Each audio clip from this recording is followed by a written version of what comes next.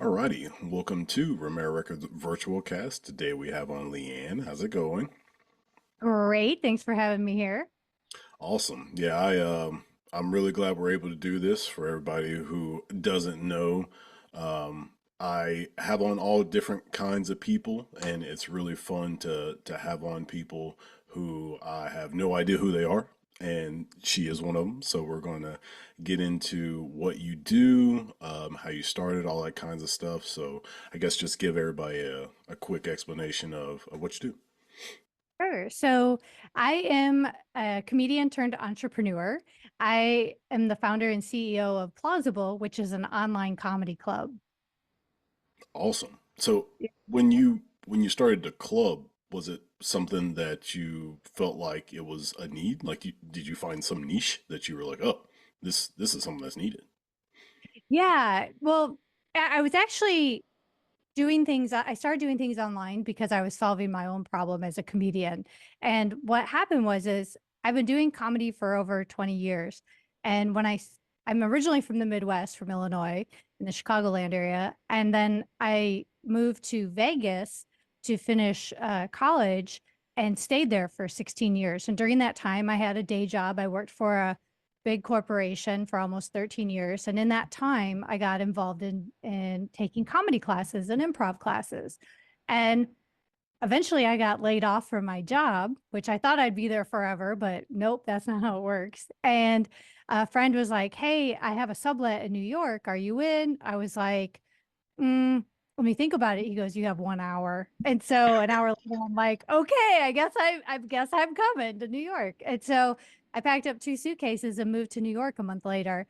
And living in New York, I could fully immerse myself into the comedy scene. I took classes. I started an open mic. I performed. I did all of the things and I stayed in New York for about 9 years.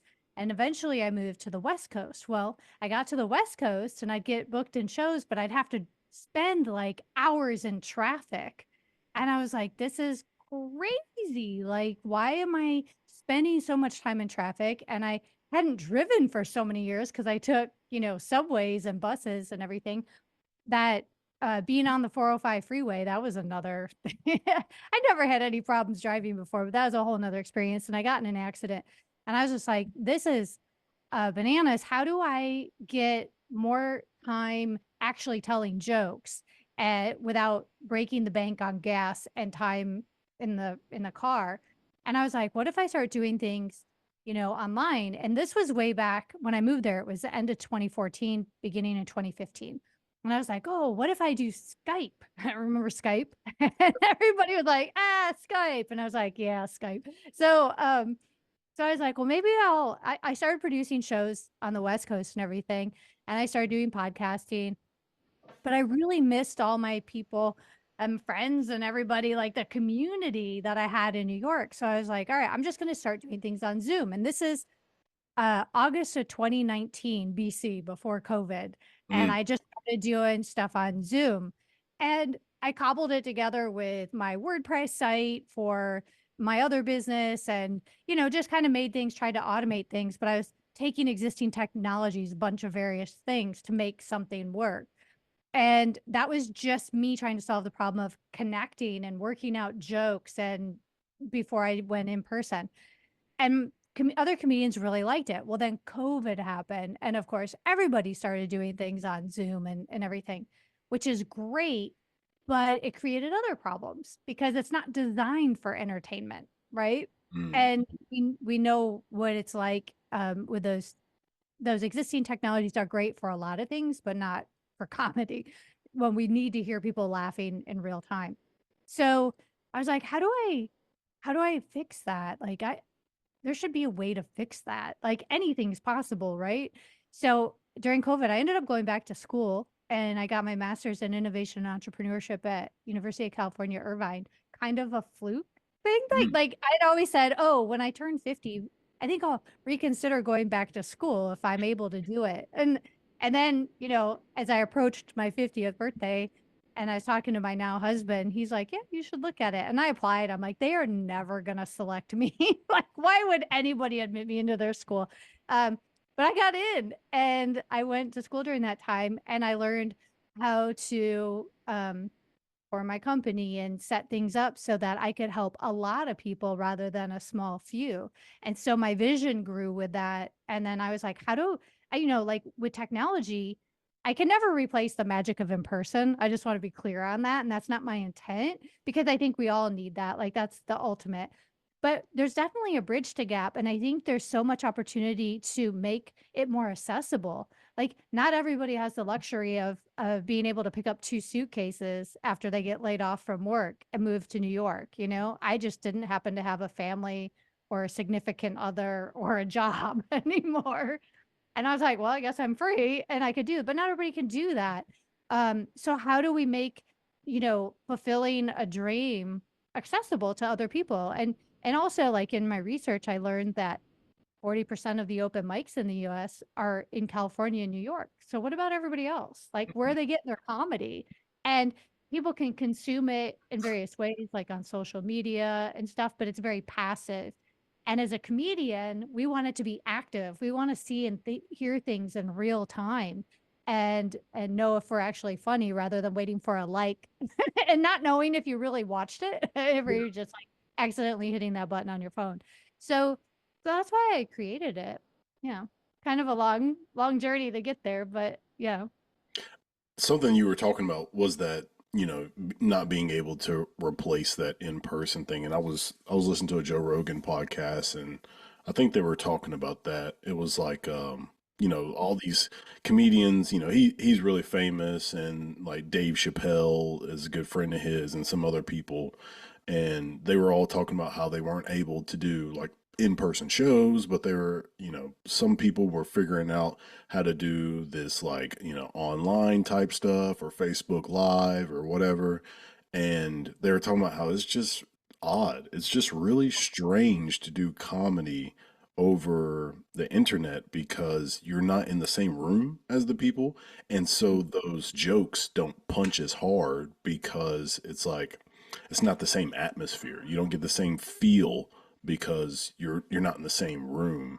And I Right. was like, man, like yeah, like you're doing the same thing, but it doesn't have the same impact because you're not in the room together. And that was a very interesting concept that they were talking about.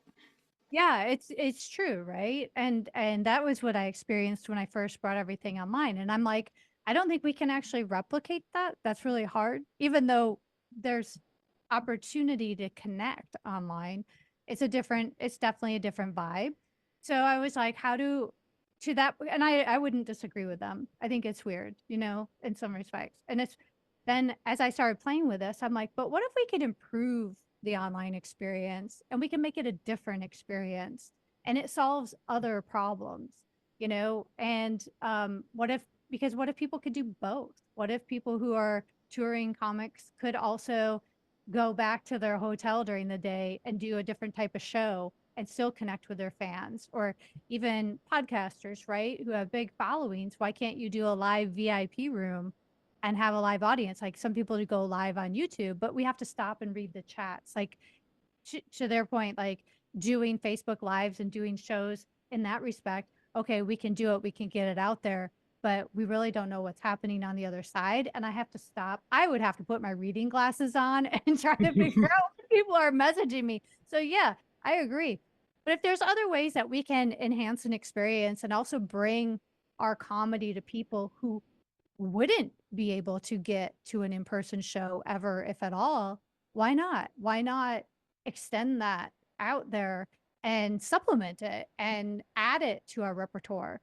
So I think like comparing it, I think yes, it is different and I would agree, but I also think there's a space for it. I think there's a space for it to be improved, which is what I've been working on, and also for it to supplement and reach people not otherwise touched by comedy. Is comedy like I guess I guess I can compare it to this, but so I was in the Air Force, and they always loved telling us about how we were the less than 1%. Like we're the less than 1% of the population of the US and all this kind of stuff. But it seems like everywhere I go, everybody was in the military. Like I just found out this guy that I work with was in the Air Force and had the exact same job as me. Like he's older than me. I think he's like 15 years older than me. But he literally had the same job as me and he was in the Air Force. So, they preach this how you're the less than 1%, but it's like so many people, I feel like I just keep running into them.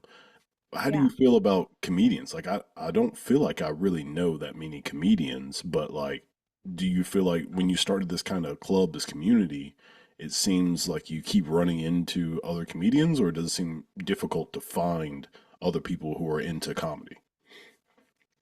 No, well, I've been doing comedy for so long that and lived on both sides of the country, so I have a nice network of and community of people that I know from all those years, and those people know people, and I feel like everybody thinks they're a comedian at some point in their life Yeah. because my parents told me I was really funny, or my coworkers think I'm hilarious at the water cooler, and I'm like, "Well, maybe they just want you to go explore another career." I don't know. So, but yeah, it does seem like everybody I talk to is like, "Oh, my neighbor's a comedian. Oh, someone I know just left their job to go pursue comedy." It Mm. happens quite often. Yeah, and I also have relatives who are in the Air Force. So, yeah.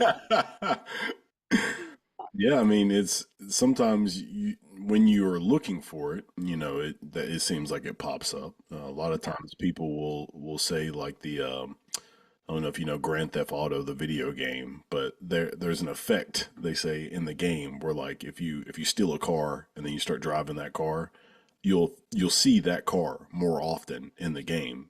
And they say that that's how it is, like even in real life. Like if you buy a car, for some reason, it's like you see that car more often. It's because you're associating that, or you're almost looking for it more often. So if that's what you're doing, if like, hey, I want to get into comedy or I want to get into whatever, it's like you see that more often. It's because your brain is you're looking for it.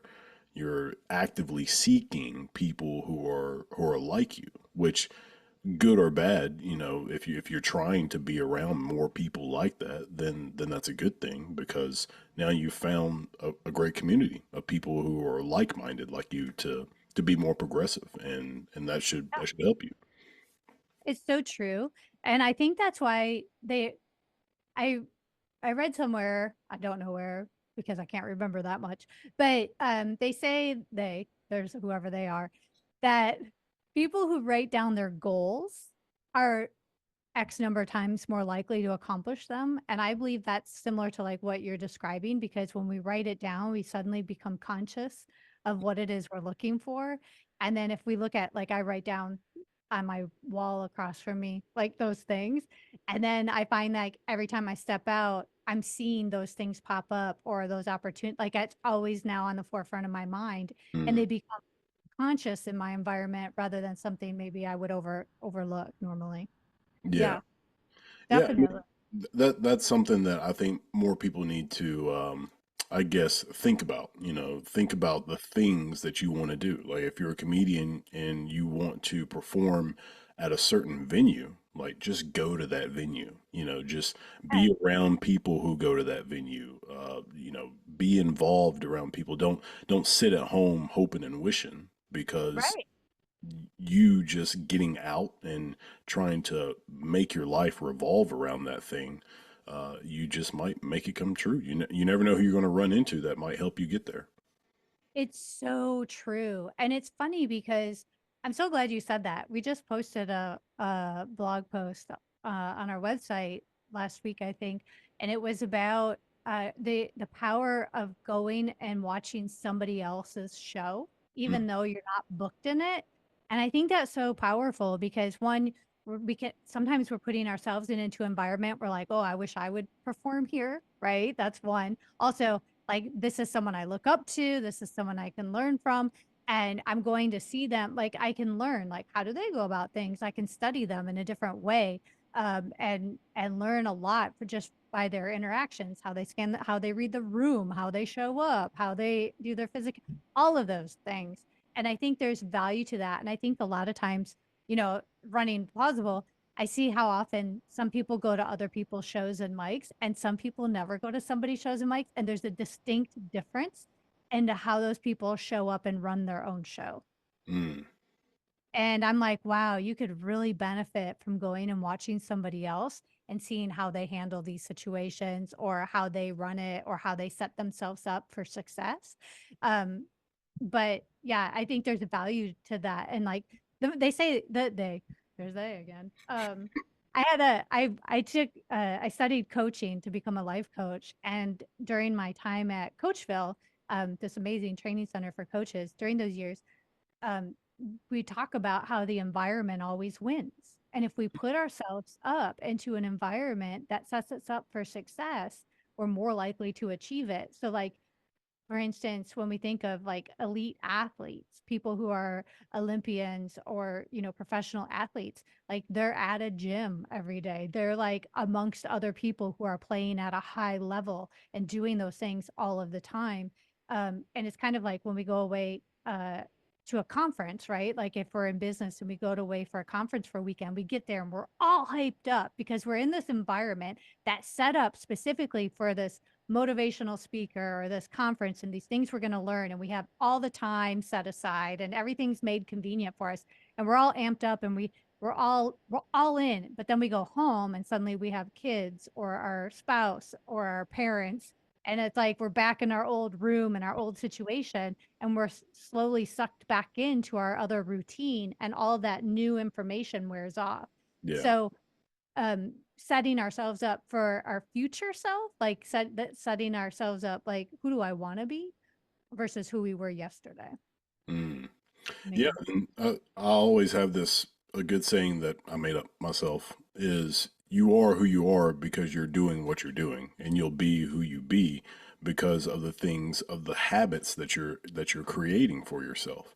So if you want to, to get into a certain lane, you, as I said, you want to be performing at a certain venue, you got to be doing the things that the people who are performing at that venue are doing. You can't put in C minus effort and expect A plus results. It's just not possible.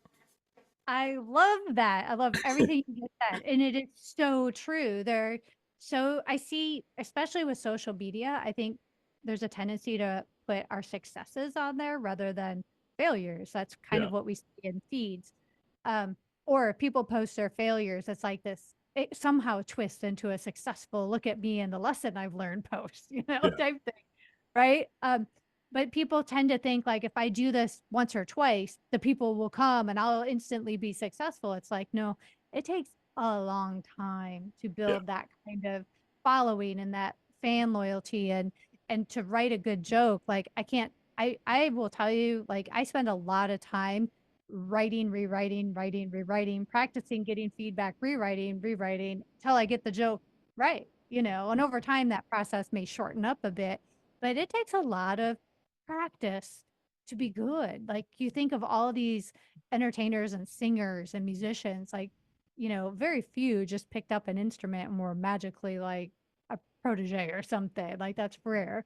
But people typically have to work and spend a lot of time practicing and honing that skill. yeah.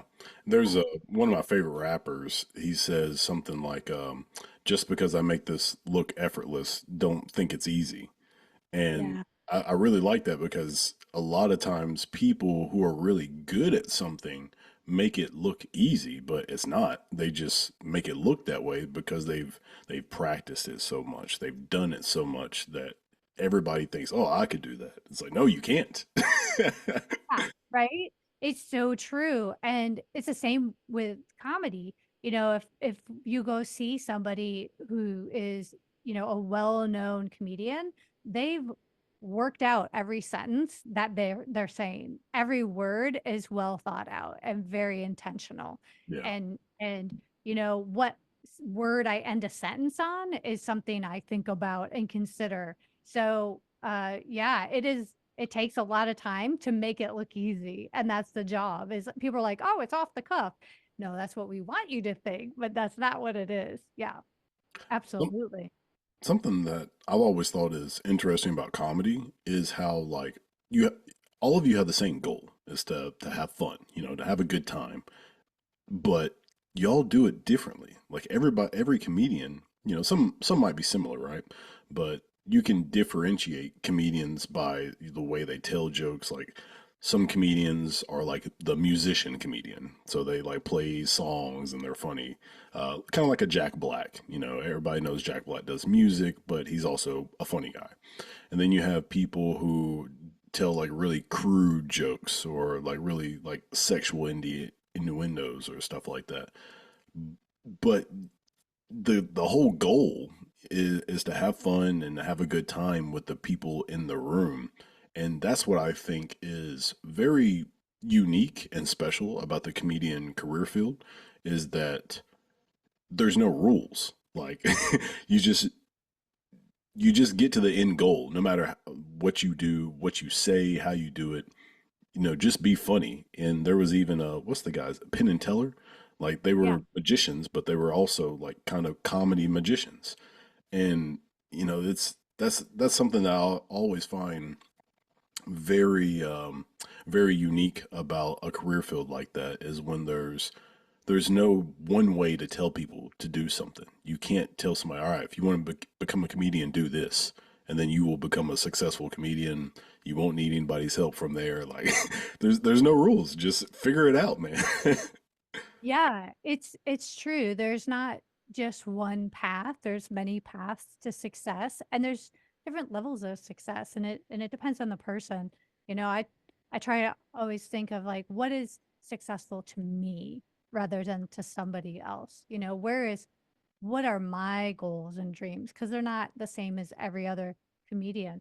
To have fun though is definitely important. And to make other people have that experience, I think is the ultimate thing. And and so I love that. I love listening to comedians work out what's funny. And what's funny to one group of people may not be as funny to another group of people because of life experience, you Yeah.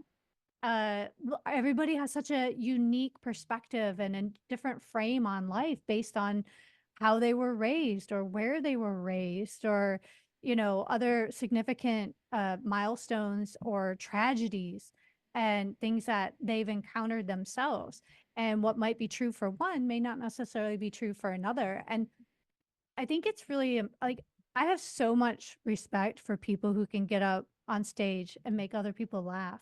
And I don't always have to understand or agree 100% with everything to appreciate and to respect it and to learn from it. I think there's so much that can be brought to the table because I think in the world of billions and billions of people, it's going to be hard pressed for all of us to be exactly the same. That would be terrible. I love that there can be so many points of view on the same topic of like relationships or so. I mean, everybody talks about some relationship, but everybody can joke about it in such a different way. And I think there's such richness to that. Um and that's the other thing, like on plausible too. I recognize that so many people, and especially in a world where it can be so divisive, I want to find a way to bring people together, and people can put in their comedy preferences. Maybe you just went through a breakup and you're like, I don't really want to hear about relationships right now. I'd rather hear about puns and wordplay. I can put that in my preferences and see what pops up and what kind of comedians do that. Or maybe I don't want to have anything to do with politics or religion. I can look at, who's not doing those things and, immerse myself into that. So yeah, there's room for everybody and so many walks of life, and I find that fascinating. I don't know how much I'm still getting to know, what you do, but like how how do you feel, and feel free to skip around, what I'm about to ask, but like how do you feel about the state of comedy when it comes to just being open? We talk about people like Richard Pryor and some other guys back in the day, Eddie Murphy. Eddie Murphy's literal comedy was called Raw, and he was known as being a very raw comedian, like very crude, say whatever he wants to type of person. Do you feel like, people talk about the woke culture nowadays and not being offensive to a lot of people? I think we've tried to pull back a lot in on TV. Do you feel that has hurt some comedians? Do you feel like it doesn't allow people to say what they want to say? What do you think about that? Yeah, so this is this is really interesting and something I think about a lot. I think there's room for a lot of opinions, right? Like, and I think sometimes uh there's a freedom of speech that people we have that right to here in the US, thank goodness. And I think if people on one side, if people look for something to be offended about, I'm sure you will find it, Yeah. you know. Like we were talking It, about with the GTA thing. You're looking for something, you're gonna find it. if you're looking for it, you're going to find it. But if you go to a comedy show, I mean, I feel like the job of a comedian is to take us out of our comfort zone. Mm, It's to talk about things that are provocative, to talk about things that give us a different point of view or release a tension. There's a tension and release in some jokes. There just is. Like even when they study laughter and why we laugh, there's a nervous laughter that people have. People laugh at stuff that makes them uncomfortable, right? mhm, There's things that we laugh at when we're scared, like people on a roller coaster or bungee jumping, right? There's fear, but oftentimes our initial human response is to laugh. mm, Um, People when they're sad and then all of a sudden they have uncontrollable laughter. You ever go to a funeral and get the giggles? mm. It's so inappropriate, but why am I laughing, right? Laughing can be such a it, instead of looking at it as like, oh, that person laughed at that joke. Well, why did they laugh at that joke? Yeah. Right? Do they recognize it's uncomfortable? Do they feel like there's a lot of reasons someone could be laughing at something? And there's a lot of reasons that a comedian can put it out there and elicit laughter that way. Because a comedy gives us kind of a permission to talk about things that are we wouldn't normally talk about. Yeah. No. And then but yet they're all relatable topics. It's all relatable topics. It's like that children's book, like Everybody Poops or Mm, something, right? And it's a relatable topic, but do we as adults talk about that? No, but kids certainly do. But what if a comedian talks about something that's uncomfortable on stage? I think um, comedy evolves as society does. I mm, think, as society grows and learns, about how things are changing or how new voices are being heard that didn't have a way to be heard in the past. And now we're hearing from people and it's like cool, right? But that doesn't mean it's automatically going to be understood. And so people are going to talk about that. yeah. And then how do we talk about things without yelling to one another? What if comedy is another way of communicating and also creating understanding or acceptance? And so I think sometimes hard conversations have comedy involved. And like I grew up in a family where my parents are really funny, my brothers are really funny. And oftentimes, if things got heated and we were in an argument, it would end in laughter because it would diffuse a situation very quickly. And I think in life in general, what a gift that comedy can bring, instead of it creating like all this dumpster fire of hate and anger, but like, what if we're like, well, what a creative way to bring a different point of view or to crack open a conversation? And what if the cool thing about this is it made people feel something, but now it's a conversation and we can really dissect and take a closer look. Yeah. Have you seen Shane Gillis's recent special on Netflix? No, I haven't.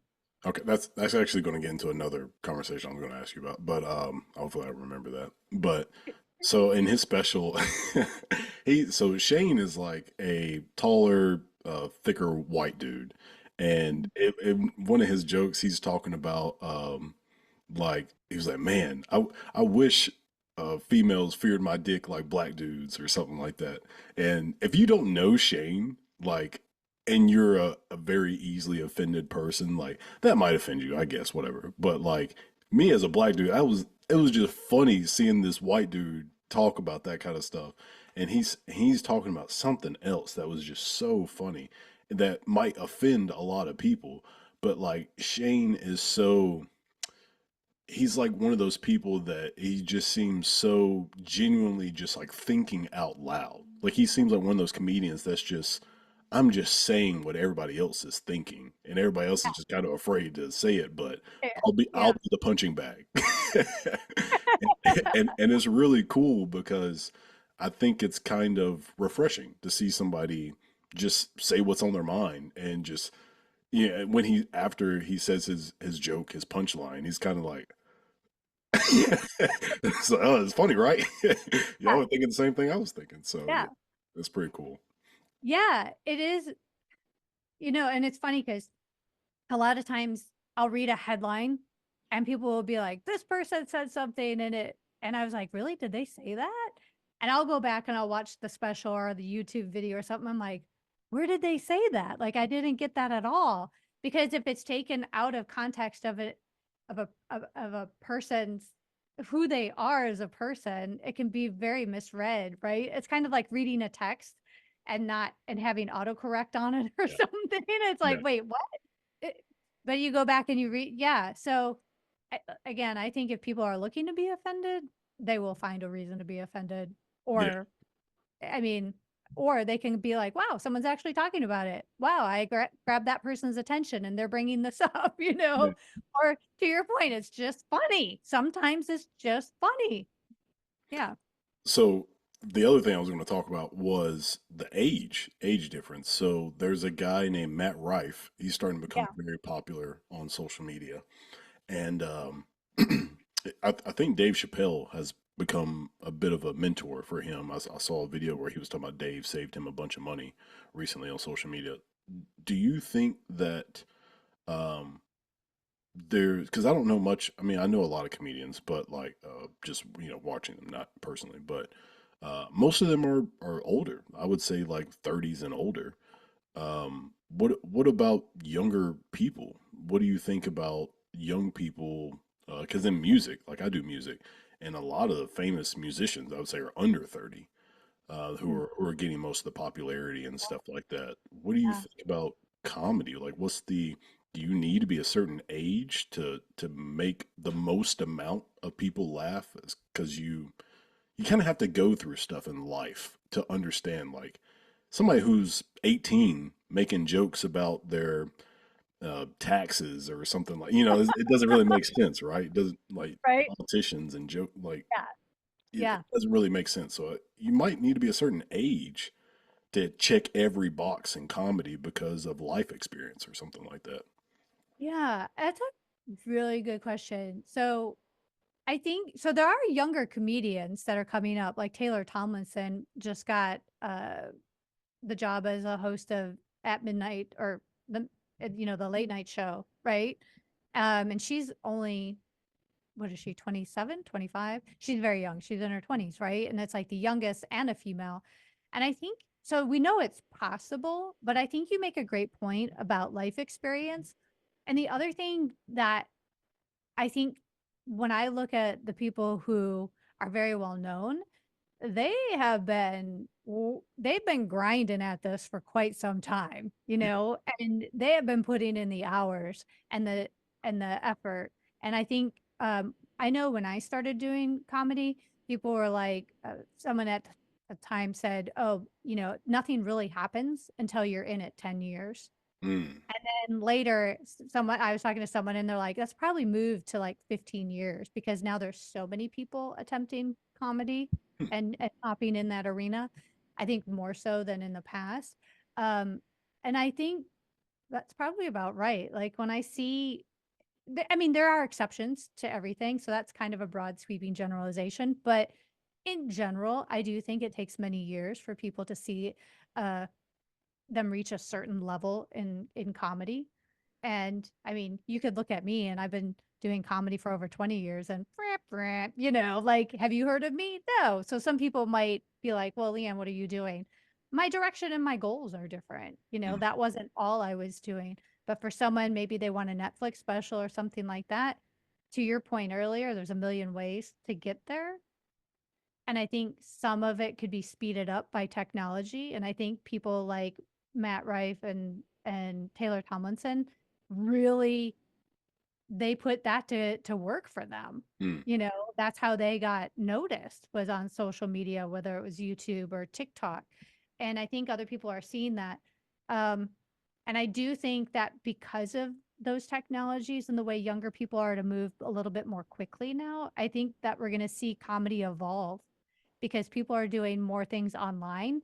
And then bookers and clubs, from what I'm hearing from people getting booked in clubs in some of the bigger cities, is that bookers are looking how many followers do you have, and they're booking people based on the number of followers they have on TikTok or Instagram, Oh not wow. necessarily talent. So when these influencers, I'll just call them that for lack of a better word, but or online comics off social come in and they have all these funny videos, but they don't know how to perform in real life. And Mm. so bombing in the club, but they'll bring in a lot of people who will buy tickets. So so it's kind of interesting. I do see things changing.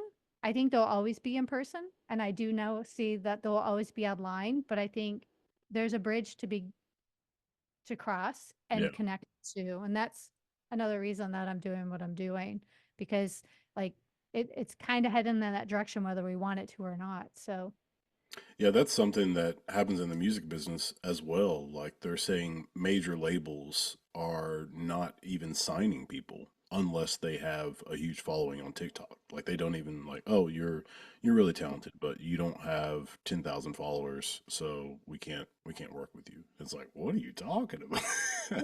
isn't that amazing? There's even, I was told I was working for a company in New York while I was there and we were hiring and I did a quick Google search and then HR was like, "Oh, you can't do that. You can't look people up on online." And I was like, "Wait, what? Really?" And then I talked to another HR person. They're like, "No, you can. That's what LinkedIn is for. That's what I mean. You're, of course you do." Hmm. Um, but I think even now people are doing that more and more, even outside of the entertainment industry, is looking at what people are doing online because it's a reflection of their organization. But it's amazing how quickly, because that's just been a matter of what, 10 years, that suddenly social media has a big uh, piece of the pie in our life and determining our future for Yeah. better or worse. It's kind of terrifying. Yeah, I mean, have you ever watched Black Mirror? Yeah. So Yeah. there's that one episode where that chick is she gets invited to like a wedding and she's trying to get to the wedding and during the whole episode she's got credits and it's like her popularity with people. So if you have this many stars or this much credit, you can book this kind of Uber driver or you can rent this kind of hotel, and it's because that's the kind of credit or merit or whatever that you have in society. And the Yeah. lower your credits are, the you can only book a 1-star hotel. You can only book the smallest uncomfortable car, stuff like that. And that's almost the way we're going in life. Like they're only letting certain people do certain things because they've got this many followers, that this many people are following them on this platform. A TikTok person might be different from an Instagram person. A Twitter person might be different from this and that. So, yeah, I mean, we're kind of headed in that direction. Yep. Um, Hopefully, we can figure this out. I know the government. I just saw something the other day where some attorney general was talking about how they're suing Meta for um, it was like basically knowingly hurting young people's mental health. They're suing Meta for this. And I was like, "Oh my goodness, like you're going to sue Facebook and Instagram for something that technically, yeah, I guess they're knowingly hurting people's mental health, but they're not doing it on purpose. They're doing it indirectly. I'll say it that way. Yeah. Like, Yeah. they're allowing things to go on and they're Yeah. indirectly hurting people's mental health. But uh You know what? I'm glad you brought this up. So I find it interesting, right? Because there's always a blame. Someone always wants to put the blame, like my kid did this and I'm blaming someone else. I'm like, but whose kid is it? mm, Like my parents always, when I grew up, I mean, cable came out when I was in high school, I think, right? So that's telling you how old I am. But my parents didn't let me just sit in front of the TV for hours. it was a limited amount of time and that's it. Get outside and go play, go do other things. They didn't My parents had a say so into what I watched and what I didn't watch. And I guess you can put parental controls on your child's cell phones and stuff now. I don't have kids, so this is easy for me to say, right? But and if kids want it, they're going to find a way. There's always that. But there's only I think there's steps we as tech companies do need to take, like plausible. I have it. It's for people who are 18 and older, right? Can I stop someone who lies and says, checks the box and agrees to my terms of services and clicks in there anyway? Like, how do I prevent that? Yeah. That's a whole nother cyber business of like locking it all, shutting it down, like, no, I know you. Woo! And like, how do I know that? Right. Like, so there's things that I think we try to put up as parameters and hope that honest people are going to remain honest, but there Yeah. are the people who aren't. And then you made another point of like going back to all the likes and everything. That's the other thing. Like I wanted to make sure I also saw that episode of Black Mirror, and I wanted to make sure when I created plausible, like anybody, like you don't have to have a minimum number of followers to earn money on plausible. You don't have to sell a minimum number of tickets except one, and you can make money. And you don't have to have an IMDb credit. You don't have to like jump through 18,000 hoops and collect this many of magic beans and then convert them into coins and then convert. It's just like, no, this is how it is. You sell one ticket, you get the majority of that revenue and you go on. Like to your point, like if you have the talent and people are coming to see you, you should be able to be talented and still make a living and do your thing without all these other weird hoops to jump through.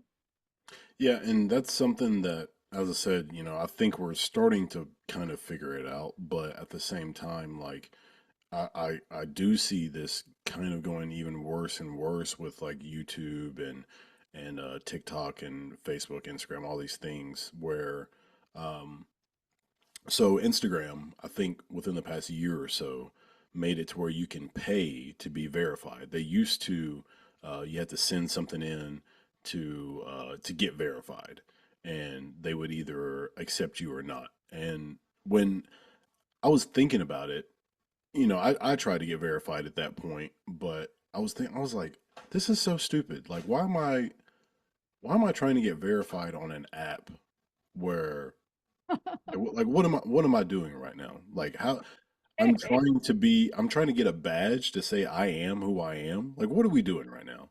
And then now they're like, "Oh, if you just pay us $10 a month, you can get that verification badge." It's like, "What are you talking about? I am who I am. Why am I paying you to show everybody that I am me?" So that I don't know. That's something so strange to me. I agree. I was like, wait, what?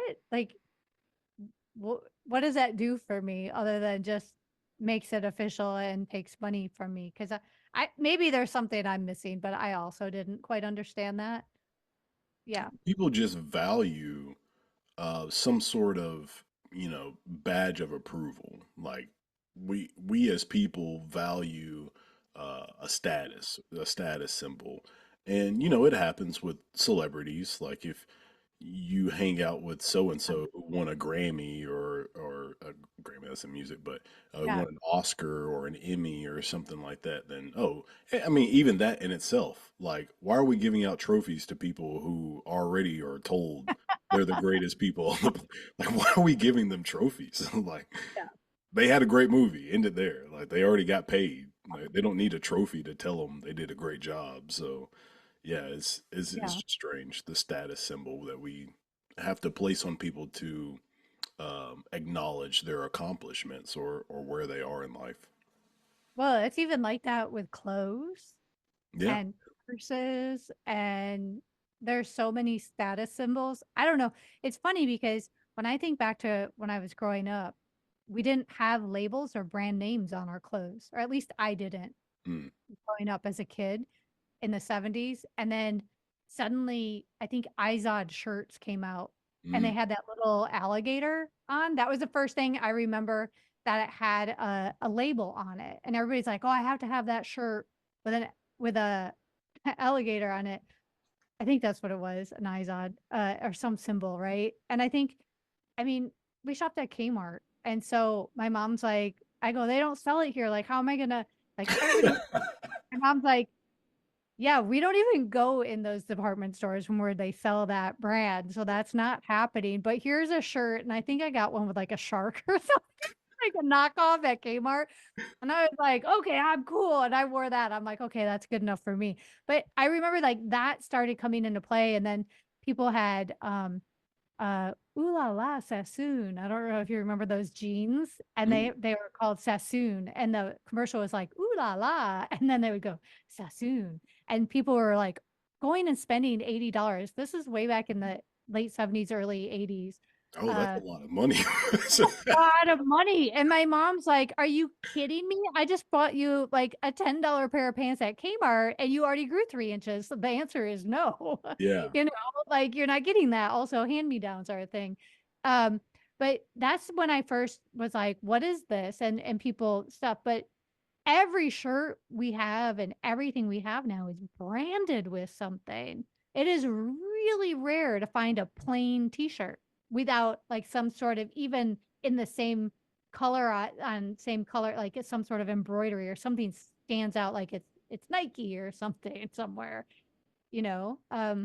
There's very rare. That's also something as far as like networks. So if you do shows like so for comedy for instance, let's say you might be a Netflix comic. I would say Dave Chappelle, I'm not sure what happened, but I'm guessing he signed a deal with Netflix because he's been pumping out Netflix shows. Yeah. Um, I believe Seinfeld. I love Seinfeld. That is one of my favorite shows ever. But I guess he just signed deals with Hulu and somebody else because his show is still on those networks, even though Mhm. it's. I think that show came out like early '90s or '80s maybe. But yeah, it's still on those networks, still making money after all these years. So maybe um, that could be a thing. Is like, oh, I'm a Hulu comic or I'm an Instagram comic, I'm a Netflix comic.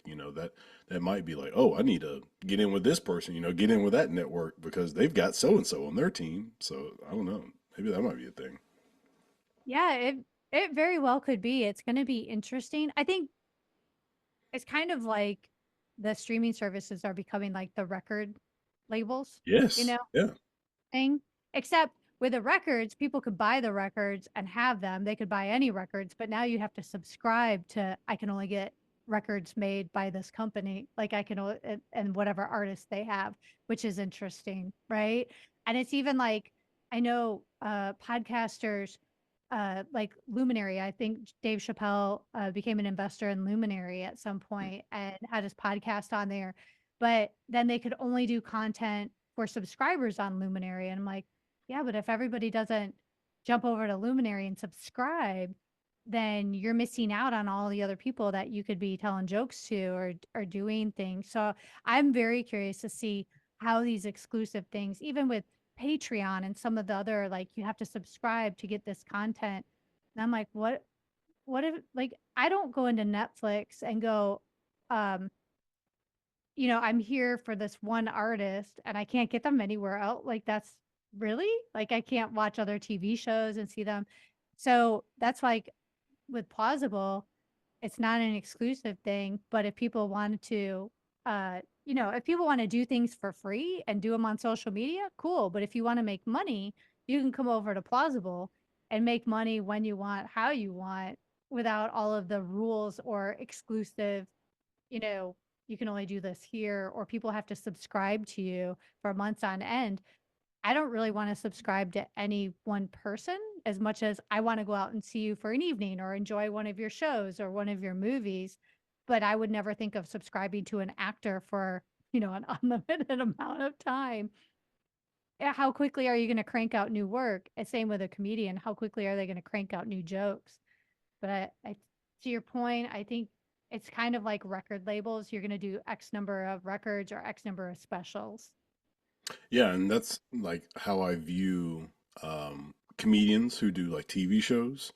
Hmm. Because I was thinking about, there was somebody recently I was thinking about, um, because I'd seen them in a show, and I was like, oh, they were probably, busy doing a show, and even like Steve Carell. So I think he was in, I forgot how many seasons there are of The Office, but there A was, billion.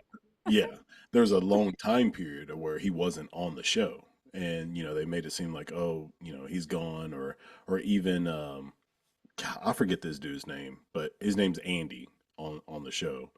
But he takes a trip. He takes like a vacation on the show.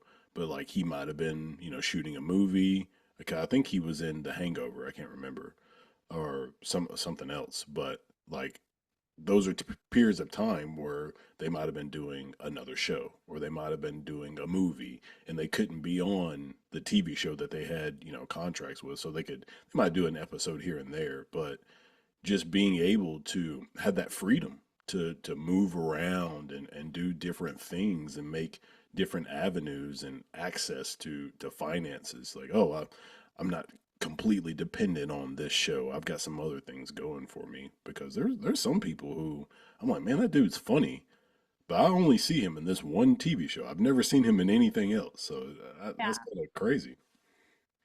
Yeah, it's true. And I feel like with actors and comedians and musicians, like none of them work for like one corporation. It's not like they have a job and then they're going to retire from it. They're independent creators, no matter if they're, touring or um, you know, sometimes they'll secure a long-term gig or a contract or something, but it's always a contract for a specific amount of things or a specific amount of show, time. And then they go on and they do their next thing. And I think that as an artist, I think we would need that freedom rather than being locked in and you can only do this for the next 30 years. Like, where's the growth in that? There's so much to be had. So, yeah. And I think in a lot of ways, with the technology and the streaming services and the different thing, it kind of, there's no longer just like three channels and that's your path. Now Yeah, there's like cable, open it up. How many cable channels are there? There's like a cable channel for every every possible topic. And yeah. there's so much opportunity. And then streaming services and all of these other things. So I think there's a lot of opportunity for people and it's really going to be interesting to see how that shapes the future of entertainment and how that continues to change. How long has plausible been around? So in my mind, a long time. Uh, but we just launched a year ago, December. So we actually launched our service in December of 2022. Okay. Mhm. So do you still call it like a beta, or do you feel like, you've got it, or where are you at in the stage of it? No, we're still calling it a beta right now. I still have a lot of big plans of where we want to go. But I'm taking the time to really kind of hone in on making sure we get some of the things right, reduce the friction and ease in which it is to register or join a show, and how we collect information from our users, not because we're going to sell it to somebody, because I'm not doing that, but because we want to be able to give you a really good experience. So, learning about you, like what kind of comedy do you like, and that kind of stuff up front will help us as we build down the road. So yeah, I'm just kind of like looking at it as like one day at a time. Each day, how can we do better than yesterday and keep a constant focus on our customers and make sure they're having a good experience is kind of where I'm focused. So we're still in beta, but Where do moving you forward. where do you see it ultimately going? Do you feel like it's a platform that's going to be kind of niche and not everybody's? So, my best example would be like Tumblr. Like, I don't think Tumblr is Oh, going to take over like an Instagram, Facebook, or anything like that, but they know their lane. They know what they're doing.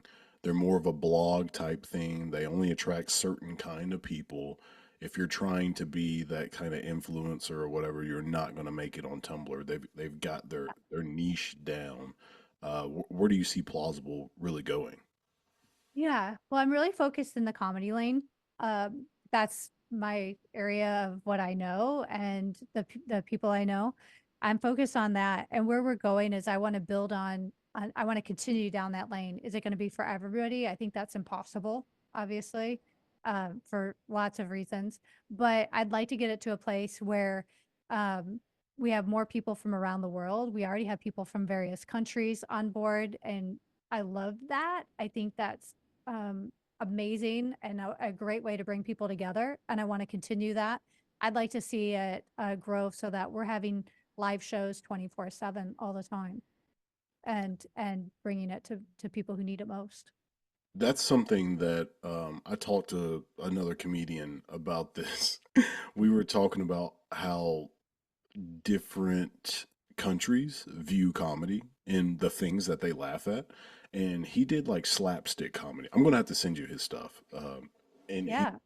he actually I met him through Podmatch, and we did a couple of podcasts together a couple of years ago.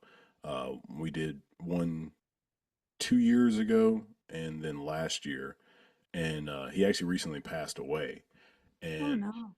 he oh my gosh, this dude, he was so funny. And he would like just him as a person just had the best impact on me because as I said, he was an older guy and he just had a massive heart for making people laugh and just people might be taking their life too serious or hey, let's focus on you know the things that make us happy. And I said he did the like slapstick comedy, so it was Yeah. very like don't take this too serious, like this is supposed to be funny. He said he was working on a joke where I think like the dog farts in the car like on a road trip or something like that, and everybody's like ah.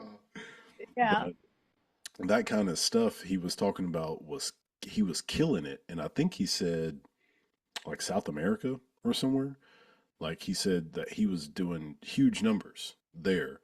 Oh, And he couldn't wait to tell me because he was like, you probably find this very interesting because I'm just a analytical type person. But that was just neat that he was catching on to what certain people think is funny in certain parts of the world. That's it's kind of a cool thing to pick up on. it is. It's I love hearing that. And I also appreciate so like we had a in a similar but different. We had I run an one of the mics on Plausible, and one night we had people from like three different countries, right? And in one country it's like 5 a.m. and the rest of it's like 8 p.m. and everybody's everywhere. But what blew my mind is everybody could come in and talk about their experience with relationships, religion, where they lived, the weather, like these random things. But we all were laughing at same things. Yeah. Yet, like to your point, like it's funny that they like people in another country like slapstick is really popular, and we don't really see that much here in the US of slapstick. This came up in another conversation recently, and I'm like, hey, we don't see that much, except people here do like Cirque du Soleil. It's not slapstick, Hmm. but it's physical comedy of sorts, right? Yeah. And people love uh some people love clowns. Like, Mm. you go to the circus and we see clowns. So we see it in different areas. So I find that interesting and we don't see that much slapstick. So I would love to see his work. That would be really cool. And it's also though on the same note when comedians get together and they start talking about joke writing to see how everybody's so similar Mm. in and what we are laughing at and how we're playing and doing all of those things together, yet we're so far apart geographically and coming from different places and backgrounds. So, what are some things that you plan on doing? I'm sure you've got some ideas brewing for your future in comedy. What are some things that obviously that you can tell us? Maybe some stuff you can, but Um, well, some of the things that I'm excited about are things that I'm not doing, but people are doing on our platform. And I love that. I love seeing people thinking of things that I didn't, and they're using our tech to do these things. Like, I love seeing people experiment with their podcast. I love seeing people experiment, like, oh, I don't have to do just stand up. What if we're doing improv, and we're improvising and doing things of that. I love people are like, someone's coming out and doing a late night show out of Canada because Canada doesn't have any late night shows Mm. and putting together, and I'm like, "That's very cool." And I'm also curious to see, um I love seeing new people come and try things that long timers are like, "Oh, we can't do that," and then a new person comes along and they're like, "Oh, we can do that?" Like, I'm like, "That's so cool because someone's thinking different, out of the box. So I'm excited about seeing other people have fun and seeing other people's success. And then I will add one other thing to that is what I also find interesting is here comedians have the permission to charge what they feel they're valued at and everything. And it's funny to see like people are like, oh, I don't feel right doing that. But I will raise money for my favorite nonprofit or something I really care about. And so people have come forward and done shows fundraising for their favorite nonprofit. And I think that is really cool. What a gift. That's awesome. That's awesome. Well, okay, let's wrap it up. Give everybody like your info as far as like websites or anything like that, how they can see your stuff, anything. Cool. So, easiest way is check out what we're doing is at plausible.com, and that's plauzzable.com, and it's right there, wherever my finger is there. And if you want to connect with me personally, find me on LinkedIn at Leanne Linsky. I'm the only Leanne Linsky that I know of in the world. So, Oh, wow. yeah. Hmm. Yeah. Awesome.